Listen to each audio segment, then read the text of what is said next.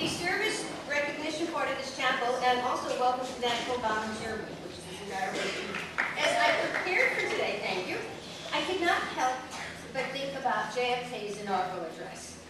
This January 2011 will be its 50th anniversary, and for me, two quotes have always had great significance. First, the torch has been passed to a new generation of Americans, born in this century, tempered by war, disciplined by a hard and bitter peace, proud of our ancient heritage. And then the ending. So, my fellow Americans, ask not what your country can do for you, ask what you can do for your country. I was a college man. It had a major impact on my life and the life of many members of our generation. Many faculty members at college who are now retired were in the original group of Peace Corps, so it's affected us all. Then, last April, when President Obama signed the Edward Kennedy Served America Act, he offered a similar description. He said, I have seen a rising generation of young people work and volunteer and turn out in record numbers.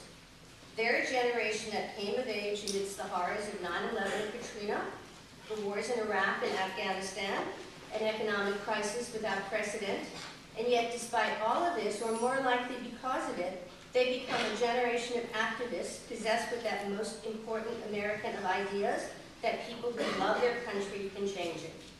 Then he challenged you. He said, we need your service right now, at this moment in history. I'm not going to tell you what your role should be. That's for you to discover. But I'm going to ask you to stand up and play your part. I'm asking you to help change history's course, put your shoulder up against the wheel, and if you do, I promise, your life will be richer, our country will be stronger, and someday, years from now, you may remember it as a moment when your own story and the American story converged and we met the challenges of our new century. Just a month later, a Poly alum, Diane Billings-Buford of the class of '90, was appointed by Mayor Bloomberg to be the city's first chief service officer. Her philosophy is, I really would love service to become the definition of what it means to be a citizen in this country. We're here today to honor 53 students who have proven this already. As you know, Poly requires each student to volunteer a minimum of 40 hours of service. The students who we're recognizing today have done at least 100, and you will learn as well. They're being recognized who've been involved in something that has been very personal to both of them, but at very different levels. Greg Greenblatt has become just an unbelievable volunteer with the American Youth Understanding Diabetes program in Ecuador.